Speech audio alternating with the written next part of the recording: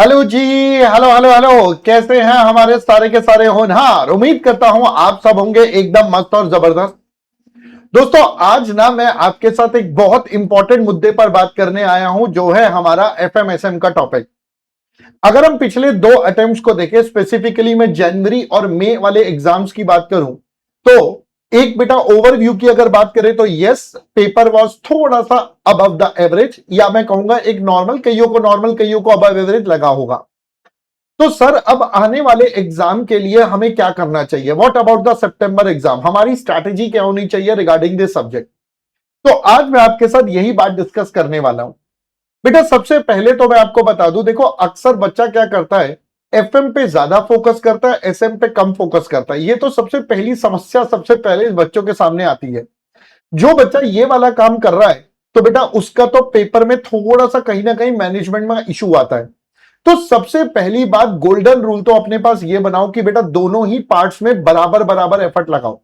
ऐसा नहीं है कि आप एफएम को ही कर रहे जा रहे हो, एसएम पे फोकस नहीं कर रहे हो, या सिर्फ एसएम कर रहे हो, एफएम पे फोकस नहीं कर रहे हो। अगर आप ऐसा करोगे तो एग्जाम में प्रॉब्लम आने के चांसेस थोड़े से बढ़ जाते हैं। बिकॉज यू नेवर नो कब एग्जामिनर कौन सा पेपर आपके लिए थोड़ा अबव एवरेज बना सकता है। तो भाई हमें हर प्रकार से अपनी तैयारी करनी है, ठीक है। मैं फर्दर आपके साथ बात करूं, अगर मैं एफएम की बात करूं, जो अभी हमारे पिछले दो अटेम्प्ट में कुछ एक्स्ट्रा नए टाइप के क्वेश्चंस भी बने हैं। अपने बैच में तो अपन ने करवा दिए थे वो सारे। उसके अलावा आरटीपी एमटीपी में भी कुछ नए वाले पॉइंट्स थे जो अपन ने करे थे। बट बेटा इन जनरल अगर मैं बात करूं, तो देखो अगर आपने जब वो क्वेश्चन करे थे, जब मैंने आपको डिस्कस भी करे, तो मेजरली वो क्वेश्चंस हमारे कॉन्सेप्ट पर बेस्ड थे। जो अपन ने कॉन्सेप्ट अलग अलग चैप्टर्स में कवर करे हैं उन्हीं पर बेस्ड थे, है ना? थे या नहीं थे? हाँ सर, बिल्कुल थे। तो बेटा अपने ना कॉन्सेप्ट पे आपको काफी ज्यादा फोकस करना पड़ेगा। तो चलिए मैं अब आपके साथ कुछ कुछ बातें डिस्कस करता हूं कि आपको किन किन बातों का ध्यान रखना पड़ेगा, या कौन कौन सी ऐसी मिस्टेक्स हैं जिन्हें आपको डेफिनेटली बेटा अवॉइड करना चाहिए आपके अपकमिंग एग्जाम के लिए। तो पहली बात बेटा, एफएमएसएम दोनों पर हमें बराबर बराबर ध्यान देना है। ऐसा नहीं है कि हम एक को ही अपना स्ट्रॉन्ग पार्ट बनाएंगे, हमें दोनों पर इक्वली आप काम करना है।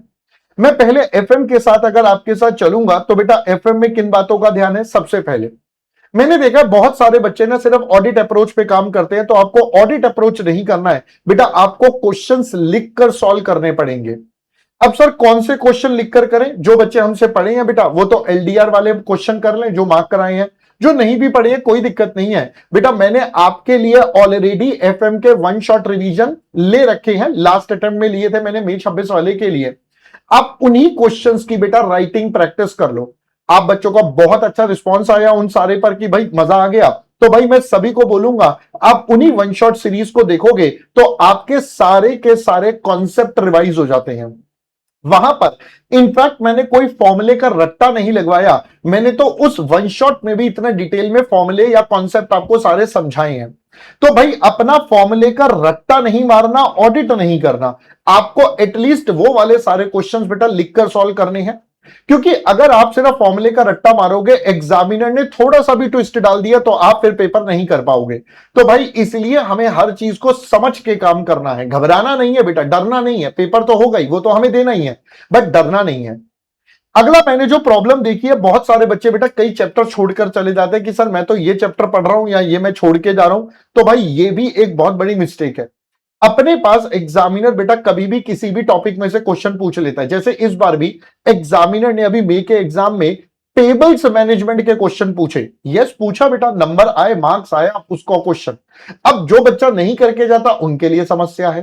तो भाई चैप्टर कोई भी नहीं छोड़ना, टॉपिक नहीं छोड़ना। यू नेवर नो कब कहां से कौन सा टॉपिक आएगा। सबसे इंपॉर्टेंट, टाइम मैनेजमेंट। देखो आप बच्चे क्या करते हैं, जब आप क्वेश्चन करते भी है तो अपने पास ना कोई स्टॉप वॉच नहीं रखते। मैंने आपको ऑलरेडी समझा रखा है कि 1 मार्क्स इज इक्वल टू लगभग आपका 1.65 मिनट या मोटा मोटा 1.5 मिनट का आप एवरेज पकड़ लो। तो 1 मार्क्स के लिए 1.5 मिनट्स है। अब आप जितने मार्क्स का क्वेश्चन ट्राई कर रहे हो, इनटू दैट आपको उतना टाइम लगाना चाहिए। तो आप जब अपनी प्रैक्टिस करो तो उस टाइम मैनेजमेंट को ध्यान में रखो टाइम मैनेजमेंट के साथ बेटा कैसे मैनेज होगा, आप जब कंप्लीट मॉक टेस्ट दोगे, 100 नंबर का मॉक टेस्ट जब खुद बैठ के दोगे ना 2 से 5 वाले टाइम पर, तभी समझ में आएगा कि यार पेपर के अंदर क्या माहौल बनेगा। तो ये काफी ज्यादा इंपॉर्टेंट पार्ट है। तो एफएम में जनरली ये वो मिस्टेक्स हैं जो बच्चे अवॉइड करें तो उनके मार्क्स का वेटेज बढ़ सकता है। अब मैं आता हूं एक और पार्ट पर, जो है हमारा एसएम का पार्ट, हमारे सब्जेक्ट का सेकंड पार्ट। देखो बेटा, सेकंड पार्ट में मैं सबसे पहले बोलूंगा, बच्चा क्या करता है, सिर्फ याद कर लेता है बट उसको लिखने का तरीका नहीं आता। लिखने का तरीके का मतलब है कि हमने तो क्लास में आपके साथ डिस्कस करा है सारा कैसे करना है, बट बहुत सारे बच्चे बेटा उसको इंप्लीमेंट नहीं करते हैं, वो लिखकर खुद से नहीं देखते हैं। तो जब तक आप खुद से लिखकर नहीं देखोगे तो बेटा वो तो हमेशा ही एक समस्या बना रहेगा। क्योंकि याद तो हमें हो जाता है, बट जब लिखने की बारी आती है हमारे को वर्ड्स याद नहीं आते, हम लिख नहीं पाते, हमारे हाथ कांप जाते हैं, बड़ी प्रॉब्लम्स आती हैं। तो भैया ये जब तक आप लिखकर प्रैक्टिस नहीं करोगे तब तक काम नहीं होगा। दूसरी बात, अब जो बच्चे लिखते भी हैं तो वो क्या करते हैं, काफी जेनेरिक आंसर लिखने शुरू कर देते हैं। बेटा अपन ने आपके साथ ऑलरेडी एसएम का मैराथन लिया हुआ है, जो अराउंड 9.5 आवर का है, अप्रोक्सीमेटली 9 आवर्स का है, जिसमें मैंने चार्ट से सारा मैराथन कवर करा है पूरा डिटेल में। आप बच्चों का बहुत प्यार मिला है उस पर। अब वो जो मैराथन है उसके अंदर मैंने सारे चार्ट्स बनाए हैं, और वो चार्ट्स है जिसमें हमारे सारे कीवर्ड्स इंक्लूड हैं। तो भाई जिनको कीवर्ड समझ नहीं आ रहे हैं वो उन चार्ट्स को देख लो बेटा, आप उस मैराथन को देख लो, आपको सारे चार्ट्स के कीवर्ड समझ में आ जाएंगे कि टॉपिक के कीवर्ड्स क्या है।